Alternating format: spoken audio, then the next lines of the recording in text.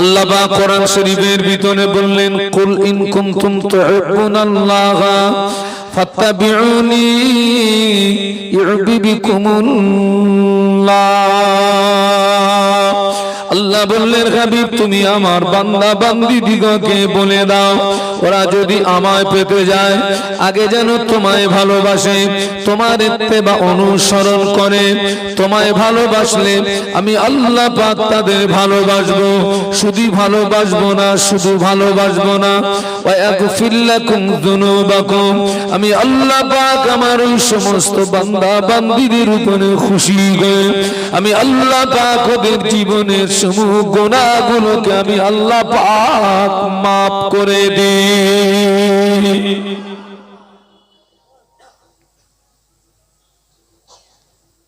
নবীকে বাদ দিয়ে আল্লাহকে পাওয়া যাবে না, জান্নাত পাওয়া যাবে না, নাজাতও মিলবে না। আল্লাহ বলছেন সেই নবীর আদেশটাকে তোমরা মানো, নিষেধটাকে তোমরা ছাড়ো। আমি যদি আদেশ না মানি আমার জীবনে কি ক্ষতি আসতে পারে, নিষেধটাকে যদি বর্জন না করি আমার জীবনে কি ক্ষতি আসতে পারে, খুব খুব গুরুত্ব সহকারে লক্ষ্য করুন। আমি আপনাদের জিজ্ঞাসা করছি, বলুন তো বাবা, ইসলামের প্রথম যুদ্ধ কোনটা? যে বদরের যুদ্ধ। ইসলামের প্রথম যুদ্ধ বলুন, এবার সবাই মিলে বলুন, বদর। বদর কোনটা বলেছি? বদর। এই বদরের যুদ্ধ ছিল একটা কঠিন যুদ্ধ। বদরের যুদ্ধের চিত্রটা আমি একটু বলছি। মনে করুন একই পরিবারে 5 জন, এক পরিবারের 5 জনের ভিতরে 3 জন ইসলাম গ্রহণ করেছে, একটু সুবহানাল্লাহ বলুন, আর 2 জন ইসলাম গ্রহণ করেনি। তার মানে তারা কাফের। ওরা কি কাফের? একই পরিবারে 5 জনের ভিতরে 3 জন ইসলাম গ্রহণ করেছে, 2 জন ইসলাম গ্রহণ করেনি। তার মানে 3 জন নবীর পক্ষে একই পরিবারে, আর 2 জন হচ্ছে নবীর বিপক্ষে। এরাই এসছে বদরের ময়দানে। তার মানে বদরের যুদ্ধের চিত্রটা এরকম ছিল, বাপ তলোয়ার ধরেছে ছেলের বিরুদ্ধে, ছেলে তলোয়ার ধরেছে বাপের বিরুদ্ধে। আমার কথা বুঝতে পারছেন না? পারছেন না? চাচা তলোয়ার ধরেছে ভাইপোর বিরুদ্ধে, ভাইপো ধরেছে চাচার বিরুদ্ধে। একটা কঠিন মুহূর্ত। আল্লাহু আকবার। বদরের যুদ্ধে মুসলমানদের সংখ্যা কম ছিল না? আপনার বদরের যুদ্ধে মুসলমানের সংখ্যা বেশি ছিল না কাফেরদের সংখ্যা বেশি ছিল? কাফেরদের। যেহেতু ওটা ইসলামের প্রথম যুদ্ধ, তাই বদরের যুদ্ধে মুসলমানের সংখ্যা ছিল 313, আর কাফেরদের সংখ্যা ছিল 1000-এরও বেশি। আল্লাহু আকবার। আল্লাহ রসুল খুব কেঁদে কেঁদে দোয়া করেছিলেন, আল্লাহ পাক বদরের যুদ্ধে তুমি মুসলমানদেরকে বিজয়ী দান করো, কারণ এই বদরের যুদ্ধে যদি মুসলমান হেরে যায় হয়তো ইসলাম এ পর্যন্তই সমাপ্ত হয়ে যাবে। বাস্তবেই তাই। প্রথম যুদ্ধ। আমি কোন কথা বোঝাতে গিয়ে আমি বদরের যুদ্ধের দৃষ্টান্ত দিচ্ছি। নবীর আদেশ যদি না মানি আমার জীবনে কি ক্ষতি আসতে পারে, আর রসুলের নিষেধটাকে যদি বর্জন না করি সেখানেও আমার জীবনে কি ক্ষতি আসতে পারে, আর নবীর আদেশ মানলে উপকার কি? আহা, আল্লাহ নবী দোয়া করেছিলেন, আল্লাহ পাক বদরের যুদ্ধে তুমি মুসলমানদের বিজয়ী দান করো। আল্লাহ নবী কেঁদে কেঁদে দোয়া করেছিলেন, আল্লাহ পাক বিশ্ব নবীর দোয়া কবুল করে, আল্লাহ পাক নবীর চোখের পানি কবুল করে বদরের যুদ্ধে আমার আল্লাহ পাক মুসলমানদের বিজয়ী দান করেছিলেন। যদি বলতে পারলেন না, তাকবীর দেন তো, নারায়ে তাকবীর। বদরের যুদ্ধে মুসলমানদের আল্লাহ পাক, মুসলমানরা জয়ী হলো, সুবহানাল্লাহ বলুন। কাফেররা হেরে গেল। ওই যুদ্ধে অনেক কাফের নিহত হলো। এই বদরের যুদ্ধের প্রতিশোধ নিতে গিয়ে বৎসরের ভিতরে ওরা দাদাগিরি ফলিয়ে উহুদ নামক একটি জায়গাতে আসলো। এক বৎসরের ভিতরে বদরের যুদ্ধের প্রতিশোধ হচ্ছে উহুদের যুদ্ধ। ইসলামের দ্বিতীয় যুদ্ধ হচ্ছে উহুদ। একটু মুখস্থ করে নেন, ইসলামের দ্বিতীয় যুদ্ধ কোনটা বলেছি? উহুদ। এক কথায় উহুদের যুদ্ধটা হচ্ছে বদরের যুদ্ধের প্রতিশোধ। ওই যুদ্ধে কাফেরদের ভিতর থেকে অনেকে নিহত হয়েছে। তাদের প্রতিশোধ নিতে গিয়ে ওরা বদরের ময়দানে, উহুদের ময়দানে এসছে দ্বিতীয়বার লড়াই করতে, এক বৎসরের ভিতরে। আল্লাহু আকবার। এই উহুদের যুদ্ধে কাফেররা বাড়ির মেয়েগুলোকে সঙ্গে করে নিয়ে এসেছিল, নারীদেরকে। কেন না, তারা যুদ্ধের ময়দানে নাচবে, গাইবে, পুরুষদেরকে উৎসাহিত করবে। উহুদের ময়দানে কাফেরদের যে সমস্ত নারীরা নিয়ে এসেছিল তারা এইভাবে কবিতা পড়তো, তোমরা যদি এই যুদ্ধে, বদরের যুদ্ধে আমাদের আত্মীয় স্বজনদের প্রতিশোধ নিতে পারো, তোমাদের জন্য নরম গদি বিছিয়ে দেব, তোমাদের জন্য আমাদের শরীর বিলিয়ে দেব। এইভাবে তারা পুরুষদেরকে উত্তেজিত করত। এক কথায় বদরের যুদ্ধে কাফেররা সঙ্গে করে নিয়ে এসছে বাড়ির মেয়েদেরকেও। আল্লাহু আকবার। এই উহুদের যুদ্ধে কাফেররা যে মেয়েদেরকে সঙ্গে করে আনলো, এই উহুদের যুদ্ধে আল্লাহ রাসূল 50 জন তীরন্দাজকে ঠিক করলেন। কতজন বলেছি? 50 জন। এই 50 জনের ভিতরে একজনকে নেতা নির্বাচন করলেন। নেতা আল্লাহ রাসূল 50 জন তীরন্দাজ যারা ভালো তীর মারতে পারে, এইরকম 50 জন তীরন্দাজকে নির্বাচন করে তার ভিতরে একজনকে নেতা নির্বাচন করে ওই উহুদের যুদ্ধে একটা গিরিপথ ছিল, গিরিপথ। আল্লাহ রাসূল ওই 50 জন তীরন্দাজকে নেতা নির্বাচন করে দায়িত্ব দিলেন, তোমরা এই গিরিপথটার কাছে দাঁড়াবে। এই যুদ্ধে আমরা জিতি আর হারি, কোন পরিস্থিতিতে যেন তোমরা এই জায়গাটা, সবাই মিলে বলুন, ছাড়বে না। রাসূলের আদেশ ছিল এই যুদ্ধে জিতি আর হারি, কোন পরিস্থিতিতে তোমরা যেন এই গিরিপথটাকে ছাড়বে না। অন্য সাহাবীদের নিয়ে নবী ময়দানে নামলেন। ইতিহাস, উহুদের যুদ্ধের ইতিহাস, প্রথম ধাক্কাতেই উহুদের যুদ্ধে কাফেররা পরাজয় করলো। সুবহানাল্লাহ বলুন। হেরে গেল। একটু মহব্বতে বলা যাবে না? আরো জোরে বলুন। বদরেও হারলো, উহুদেও প্রথম ধাক্কায় কাফেররা হেরে গেল। কিতাবে এসছে, ভাই যুদ্ধে যখন কাফেররা হেরে যায় তখন জানের মায়া করে, মালের মায়া তখন থাকে কি না, তখন ওরা মালগুলো ফেলে দিয়ে পালাতে লাগলো, জানে তো বাঁচি। আল্লাহু আকবার। কিতাবে এসছে ওদের সঙ্গে যে মেয়েগুলো এসেছিল, নারীরা, ওরা কাপড় তুলে পালাচ্ছিল। ঠিক এই শব্দটা আছে, মেয়েরা ভয়ে কাপড় তুলে পালাচ্ছিল। আল্লাহু আকবার। জানেন তাম পৃথিবীর জমিনে আল্লাহ পাক যত নবী রাসূল পাঠিয়েছেন, প্রত্যেকটা নবী রাসূলকে দ্বীন ইসলামকে প্রতিষ্ঠিত করার জন্য কাফেরদের মোকাবেলায় আসতে হয়েছে। তবে অন্য নবীর জন্য, অন্য নবীর উম্মতের জন্য কাফেরদের ফেলে রাখা মা, এটা মুসলমানদের জন্য হালাল ছিল না হারাম ছিল?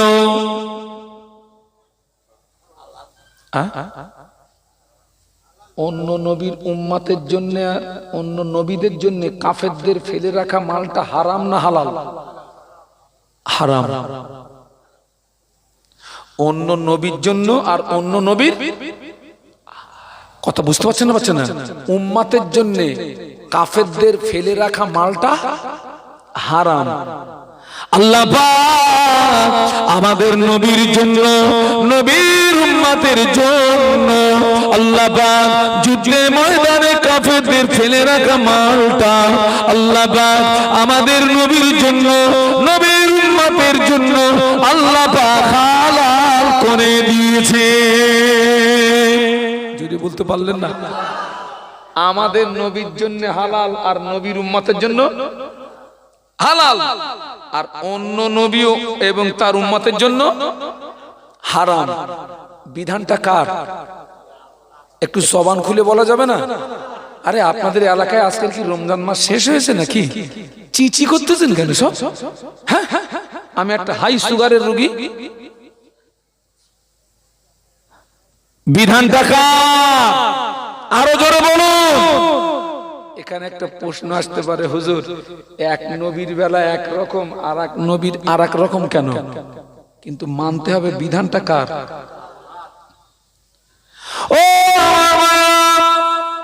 আমার পেটের ভিতরে পেশাব ভরা, আমার পেটের ভিতরে পায়খানা ভরা, আমি এখন উযু করব, নামাজে দাঁড়িয়ে যাব, আমার নামাজটা হবে না, হবে না। বলুন বলুন। ওদিকে বলছে হবে না।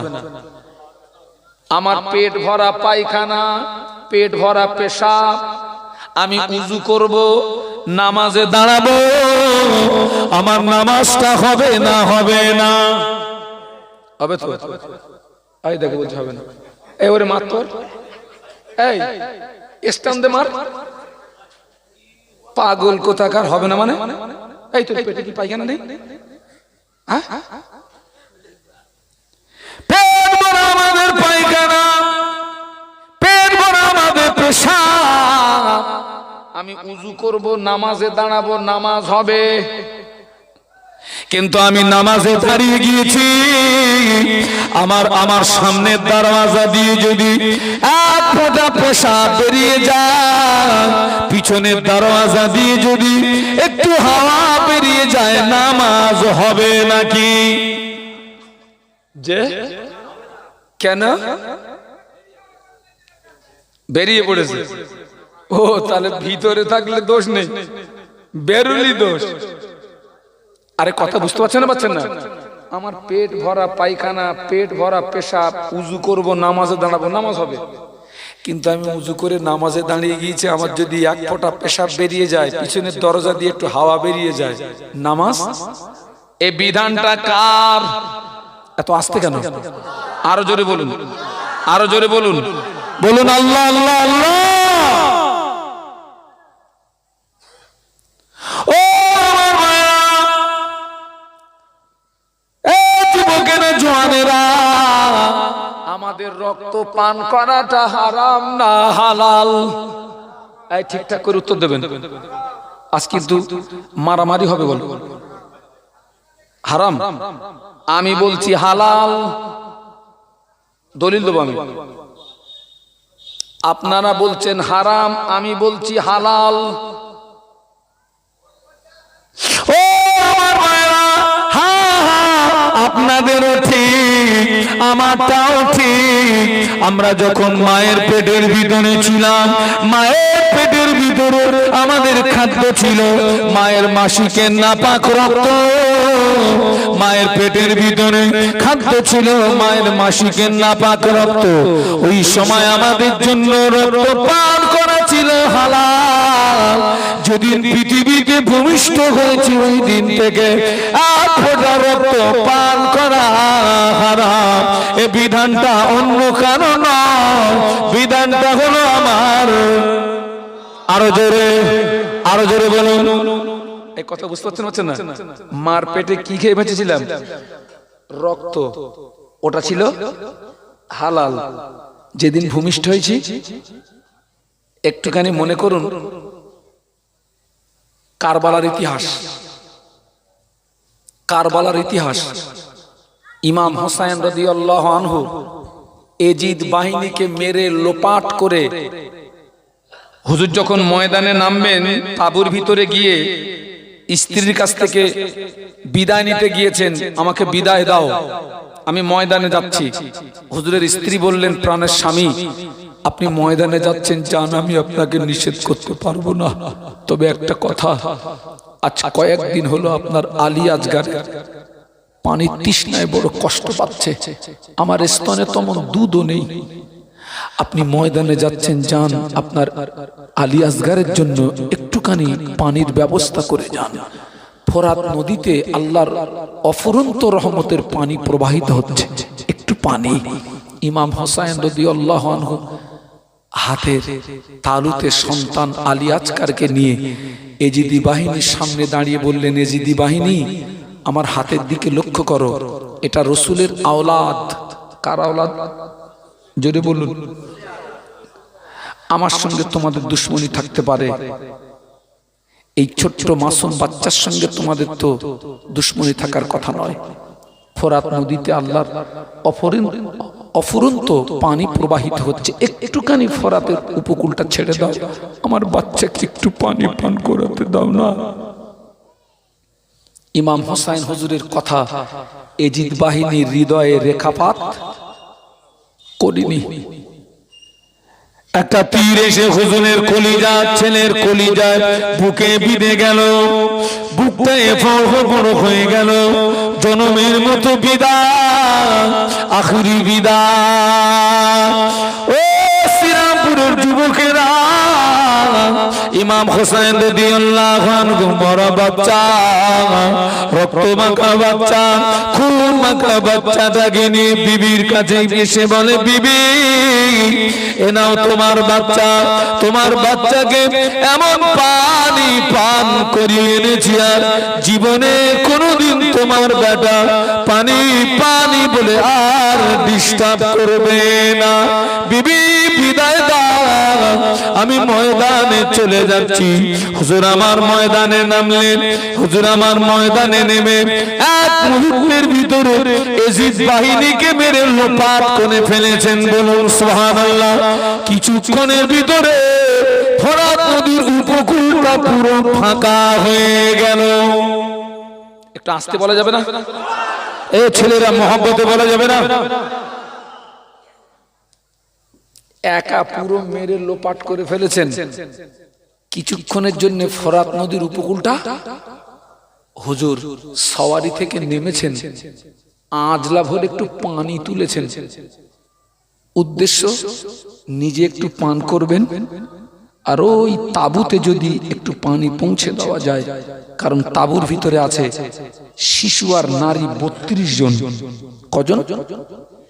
হুজুরের সঙ্গে ছিলেন মোট 72 জন। কতজন? তার ভিতরে সব শহীদ হয়ে গেছে। আহা, হুজুর আজলা ভরে পানি তুলেছেন, মুখের কাছে এনেছেন, হঠাৎ মনে পড়ে গেল, আল্লাহ, একটু আগেই আমার বাচ্চাকে নিয়ে এসেছিলাম পানি পান করানোর জন্য, ফোঁটা পানি তার নসিবে জুটলো না। আবার মনে পড়ে গিয়েছে, আল্লাহ, আমার সঙ্গী সাথী যারা, তারা পানি বিহনে সব শহীদ হয়ে গেল, এ পানি আমি কি করে পান করব? তবু পানির তৃষ্ণা, পানির আর একটা নাম কি? জীবন। হুজুর পানি পান করতে যাবে, ওই সময় হঠাৎ শত্রুর পক্ষ থেকে হুজুরের কপালে একটা তীর বেঁধে গেল। ওই তীর বিঁধে গেল হুজুরের কপাল দিয়ে, ফিনকি দিয়ে রক্ত বার হয়। ওই রক্তটা হুজুরের আজলা ভরা পানিতে মিশে গেল। হুজুরের মনে পড়ে গেল, আল্লাহ, রক্ত পান করা হারাম, আমি নবীর কলিজার টুকরা মৃত্যুর দুয়ারে দাঁড়িয়ে আমি হারাম উদারস্ত করব না। একটু জোরে বলা যাবে না? আরে মহব্বতে বলুন। মৃত্যুর দুয়ারে দাঁড়িয়েও তিনি হারাম উদারস্ত, বলুন বলুন। আর আমরা টাটকা অবস্থায় কি করতেছি? আরে একটা জিনিস বোঝাবো, তাই আস্তে আস্তে আগাচ্ছি। ছোট হুজুর মানুষ না ফেরেশতা? কথা বলবে কেন? 5 হুজুর, মুজাদ্দেদে জামান সুফি ফতে আলী ওয়াইসি রহমাতুল্লাহ আলাইহি, সুফি আব্দুল মোমেন রহমাতুল্লাহ আলাইহি, আল্লামা রুহুল আমিন রহমাতুল্লাহ আলাইহি। মানুষ না ফেরেশতা? আমরা কি এই দুটো মানুষ এক? কেন? আমরা হলাম অধিকাংশ টাটকা হারামখোর। কি বলেছি? আমরা অধিকাংশ টাটকা, জোরে জোরে জোরে,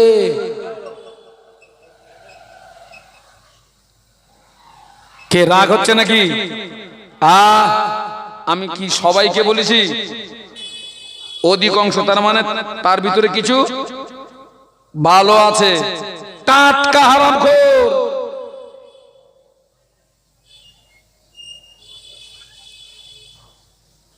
একটা ছেলে একই সঙ্গে কটা মেয়েকে বিয়ে করতে পারে? তাও জানে না। অন্যটা মুখস্থ থাকার না থাকে, এটা মুখস্থ আছে।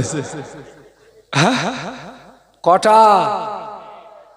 তবে শর্ত হলো দাড়ি পাল্লার কাটা যদি সমান রাখতে পারো তবে 4টে, যদি সমান না থাকে, যদি আপ ডাউন মারে 4টে পারবা না, একটা।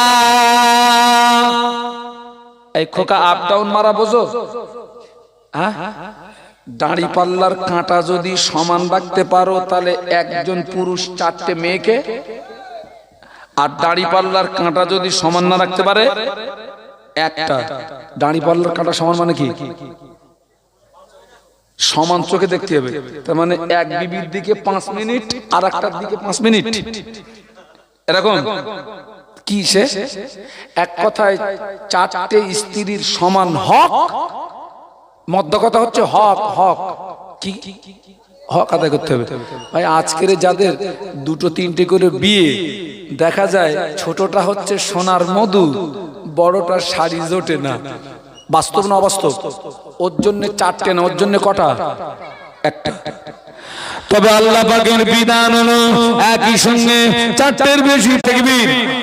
দুনিয়ায় 5টার বেশি হবে না, 4টের বেশি হবে না।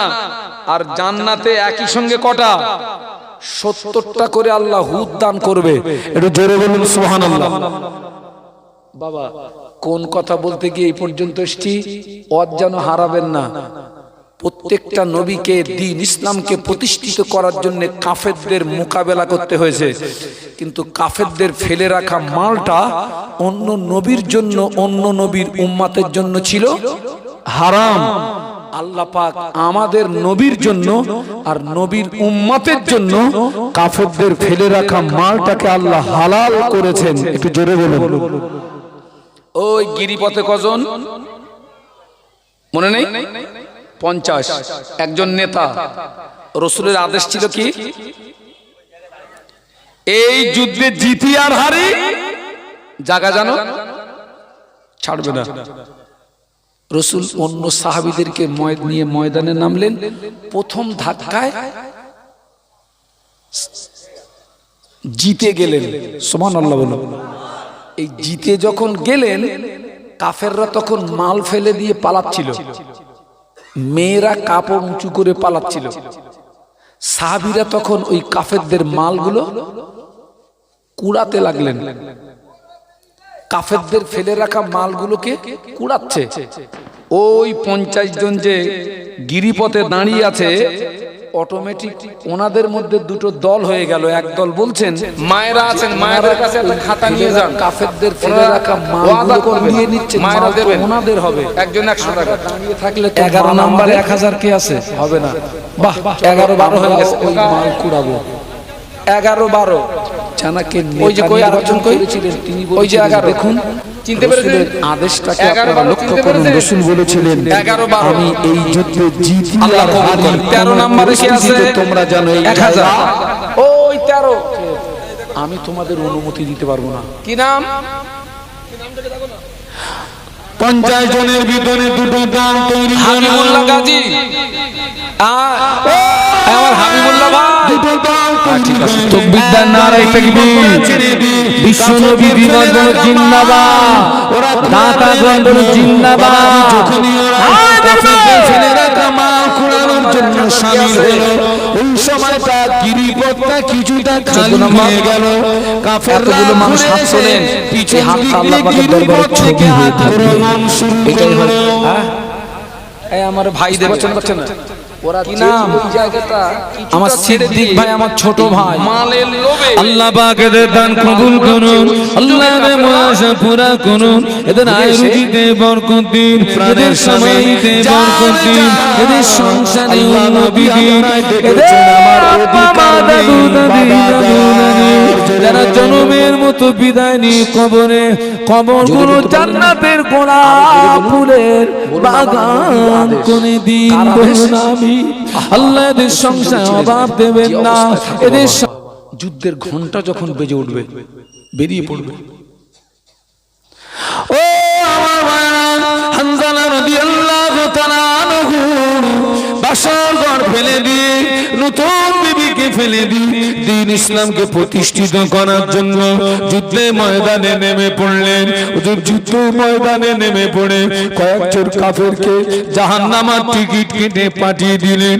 কিছু সময় পরে নিজে শহীদ হয়ে গেলেন। ইন্না লিল্লাহি ওয়া ইন্না ইলাইহি রাজিউন। যুদ্ধ যখন শেষ হলো, আল্লাহ নবী সাহাবীদের ডাকলেন, ও সাহাবীরা, বাবারা, আমার যে যে সাহাবী শহীদ হয়েছে ওদের লাশগুলোকে আমার কাছে নিয়ে এসো। নবী পাক সাহাবীরা যুদ্ধে ময়দান তালাশ করে শহীদ দিগের লাশ আল্লাহ নবীর কাছে আনলেন।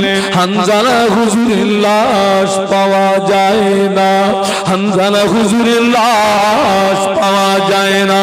ইতিমধ্যে হুজুরের স্ত্রী আল্লাহ নবীকে সে সালাম দিলেন, আসসালামু আলাইকা ইয়া রাসূলুল্লাহ, হাবিবাল্লাহ। হুজুর আমার স্বামী কোথায়? আল্লাহ নবী বললেন, ও বিবি, তোমার স্বামী বিদায় বিদায় বিদায়, জনমের মতো বিদায় আর দেখা হবে না। তোমার স্বামী যুদ্ধের ময়দানে শহীদ হয়েছে। হুজুরের স্ত্রী বলেছিলেন, ইয়া রাসূলুল্লাহ, হাবিবাল্লাহ, আমার স্বামী শহীদ হয়েছে, আমি দুঃখিত নই, বরং আনন্দিত। কেননা আমি কিয়ামতের দিন আমি শহীদের বিবি হয়ে উঠব। জোরে বলতে পারলেন না ছেলেরা? জোরে বলতে পারলে না? তাকবীর দেন, নারায়ে তাকবীর। জোরে বলেন, নারায়ে তাকবীর। হুজুর, আমার স্বামী শহীদ হয়েছে, আমি দুঃখিত নই, আনন্দিত, কারণ কিয়ামতের ময়দানে আমি শহীদানের বিবি হয়ে উঠব। একটু জোরে বলুন। একটা কথা বলতে এসেছি আপনাকে, একটা কথা। ইয়া রাসূলুল্লাহ, হাবিবাল্লাহ, হুজুর আমি জানি শহীদের লাশ গোসল দেওয়া হয় না। একটু জবান খুলে বলুন তো আল্লাহু আকবার, আরো জোরে বলুন তো আল্লাহু আকবার। শহীদদের লাশ কাপনের কাপড়টাও লাগে না,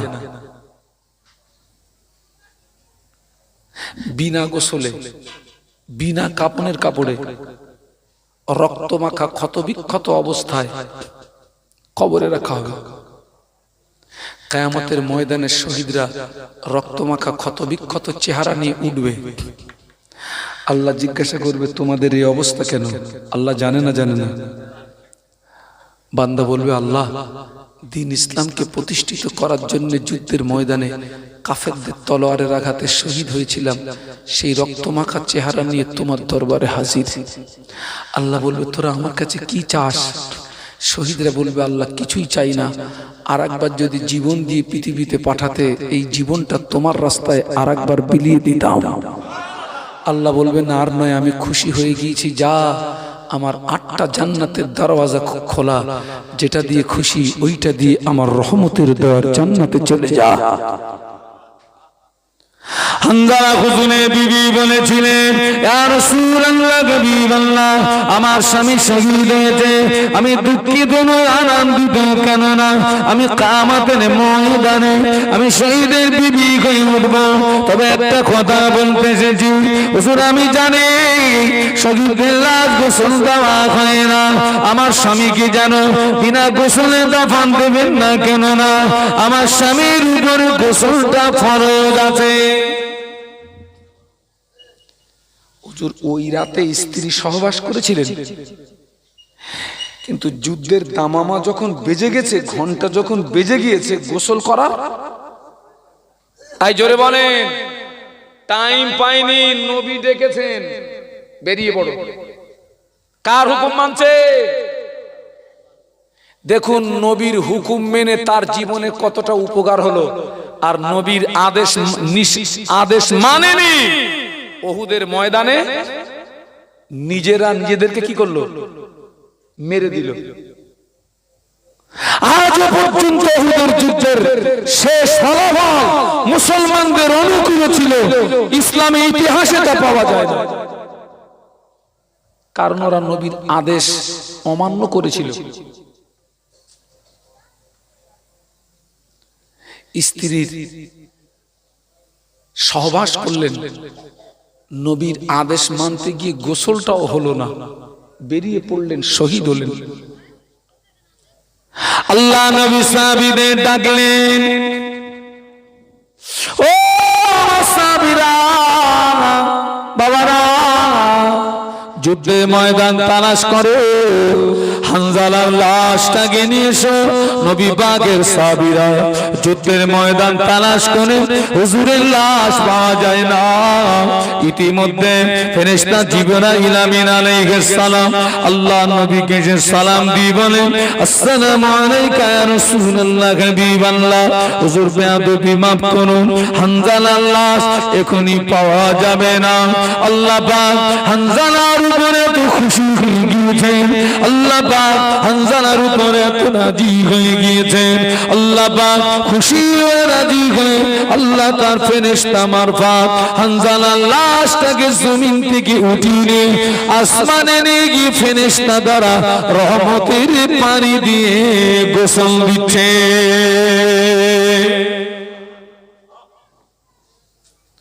ও আল্লাহ নবী বলেছিলেন, ও হানজালার বিবি,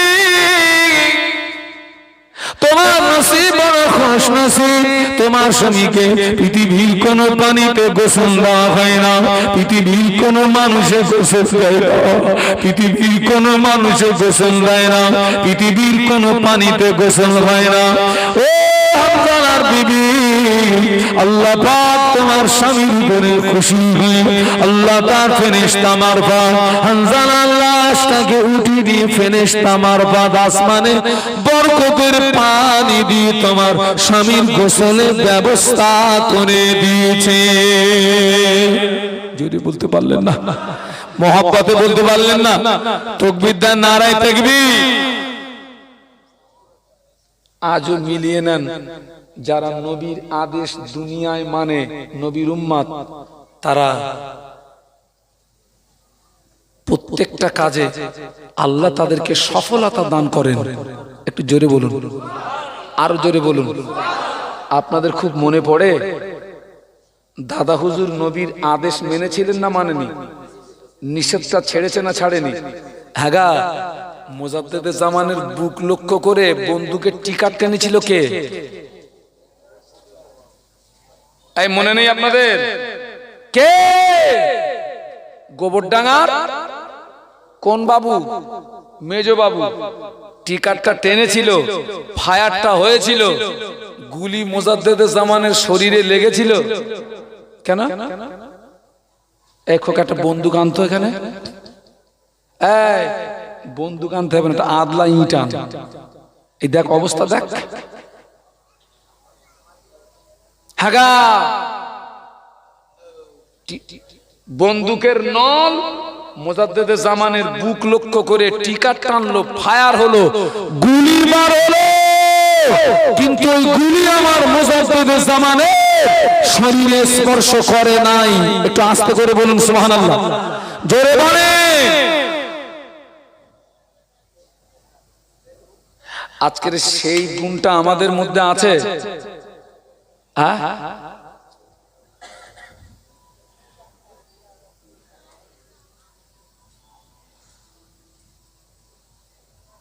দরুদ শরীফ। আল্লাহুম্মা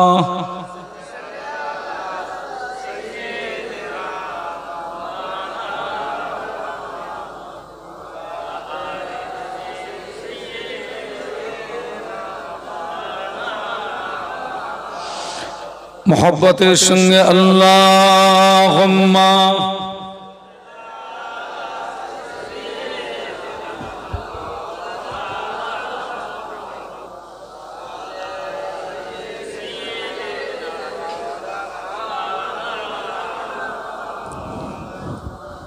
मेरे आंखों की पुतली में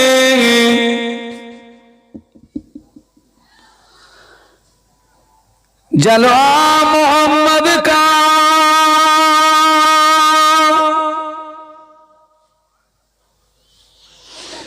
मेरे दिल के आईने में नक्शा है मोहम्मद का। सल्लल्लाहु कोई जन्नत में जाएगा, कोई दोज़ख में पहुंचेगा।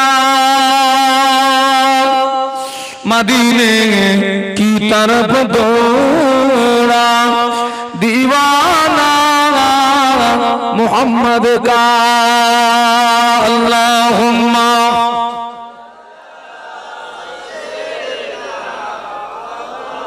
এ বাবা, এই লাইটটা ওইদিকে ঘুরিয়ে দাও, ওই লাইটটা ওইদিকে ঘুরিয়ে দাও তো। পুরো শরীরটা ঘেমে যাচ্ছে। একটু কলেমার জিকির লা ইলাহা ইল্লাল্লাহ।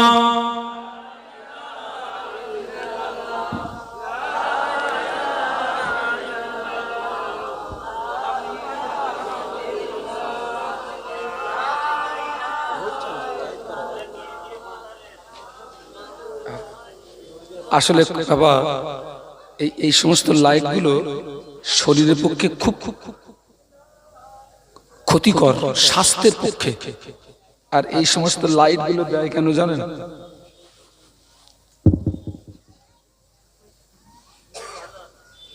এরপরে এমন একটা দিন আসবে, মাহফিলে আপনাদের আর জায়গা হবে না। এসব আল্লাহর বান্দা দেখেছেন সব? হ্যাঁ, এমন একটা দিন আসবে, ওরা তো আপনাদের বলবে আপনার বাড়ি চলে যান, ক্যামেরা বসবে সব। হ্যাঁ, আরে আপনারা দেখেননি এখন তো আপনার আপনার অধিকাংশ মসজিদে সব চেয়ার এসছে না, আসেনি? চেয়ার চেয়ার এসছে, আপনাদের মসজিদে এসছে। হ্যাঁ, এমন একটা দিন আসবে বাবা, ওই মসজিদে শুধু চেয়ার দেখতে পাবা, মুসল্লি পাবা না। আরে যারা খ্রিস্টান, যারা খ্রিস্টানদের যেখানে উপাসনালয় আছে সেখানে সব চেয়ার লাগানো, ওরা ওই চেয়ারে বসে চুপ করে বসে থাকে।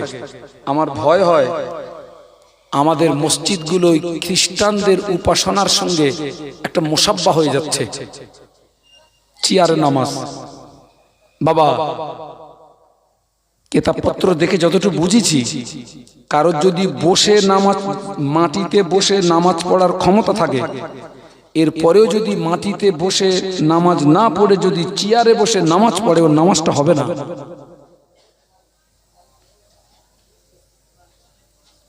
দরুদ শরীফ। আল্লাহুম্মা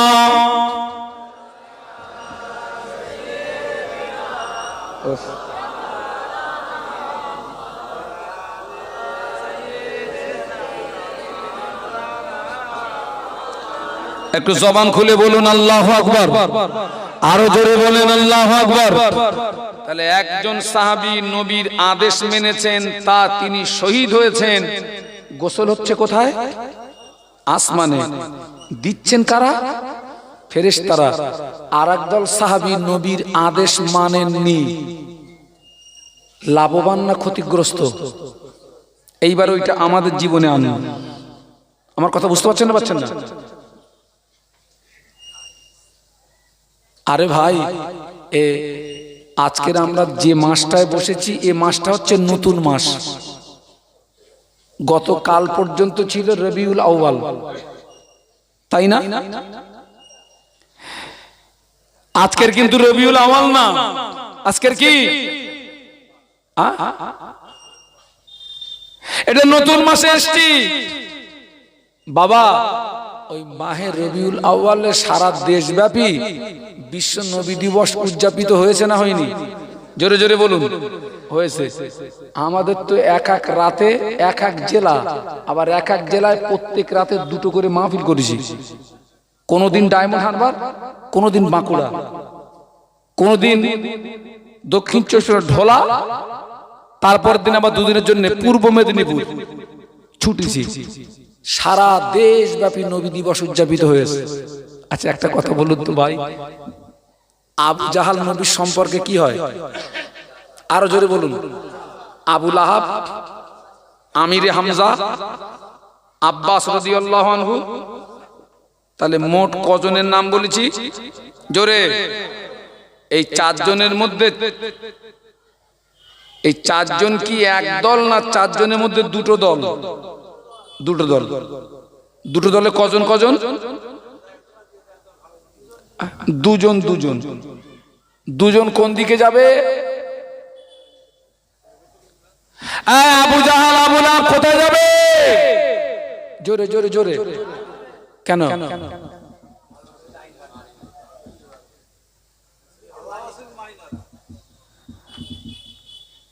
আমিরে হামজা, আব্বাস রাদিয়াল্লাহু আনহু কোথায় যাবে? জোরে বলুন। আল্লাহর দয়ার জান্নাতে। একটু সুবহানাল্লাহ বলেন। আর আবু জাহাল আবু লাহাব যাবে কেন? আপনি বলেছেন ঈমান আনেননি, তাই না? মূল বিষয় ওটা নয়। আবু লাহাব নবীর চাচা, নবীর মিলাদে খুশি হয়ে, মিলাদ মানে নবীর জন্মে খুশি হয়ে আবু লাহাব খুশি প্রকাশ করেছিল না দুঃখ প্রকাশ করেছিল? খুশি। বিনিময় কিছু পেয়েছে না পায়নি? কি পেয়েছে? প্রতিদিন সোমবারে আল্লাহ তার আযাবকে কম করে দেয়। যে আঙ্গুল দিয়ে তার দাসীকে ইশারা করে আজাদ করেছিল, ওই আঙ্গুলের মাথা দিয়ে এক প্রকার মিঠা পানি বার হয়, যে পানি পান করে আবু লাহাব তৃপ্তি অনুভব করে। তবে আল্লাহ পাক আবু লাহাবকে সবচেয়ে জাহান্নামের হালকা শাস্তি দেবে। কারণ হলো এই আবু জাহাল আবু লাহাব দুজন জাহান্নামী এজন্য, ওরা নবীর মিলাদে খুশি ছিল, নবীর সিরাতে খুশি ছিল না। মিলাদ হচ্ছে জন্ম, আর সিরাত হচ্ছে নবীর জীবন আদর্শ। আবু জাহাল আবু লাহাব ওরা নবীর মিলাদে খুশি ছিল, নবীর সিরাতে ওদের ভিতরে পাওয়া যেত না, নবীর সিরাতে খুশি ছিল না। আমিরে হামজা আব্বাস রাদিয়াল্লাহু আনহু নবীর মিলাদে খুশি ছিলেন, নবীর সিরাতেও খুশি থাকার কারণে আল্লাহ পাক খুশি হয়ে দুইজনকে আল্লাহ তার রহমতের দয়ার জান্নাতের মেহমান হিসেবে কবুল করে নিয়েছেন। জোরে বলুন, আরো জোরে বলেন। আজকে আমাদের জীবনে দেখুন, আমরা অধিকাংশ মানুষ নবীর মিলাদে খুশি, কিন্তু নবীর সিরাত আমাদের ভিতরে। আমার কথা বুঝতে পারছেন না? আমরা নবীর মিলাদে খুশি, নবীর সিরাত আমাদের ভিতরে পাওয়া যায় না।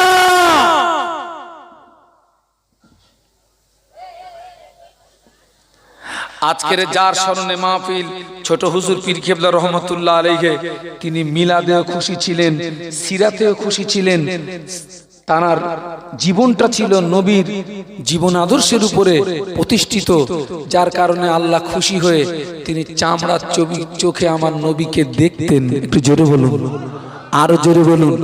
সেজন্য তার নামের শেষে বলা হয়, নামের শুরুতে বলা হয় আশেকে রাসূল। বাংলা মানে কি? নবী প্রেমিক। নবী প্রেমিক। আজকে দেখেন না আমাদের অবস্থা, আমাদের জীবনগুলো দেখেন। অস্ত প্রচুর চারে আপনাদের এই খড়গাছি চাঁদপুর এলাকায় কি কম মাহফিল হয়? কম মাহফিল হয়? কিন্তু আসল জায়গায় কি তাও কথা বলে না। আসল জায়গাটা ঘাটতি আছে বাবা, ঘাটতি আছে।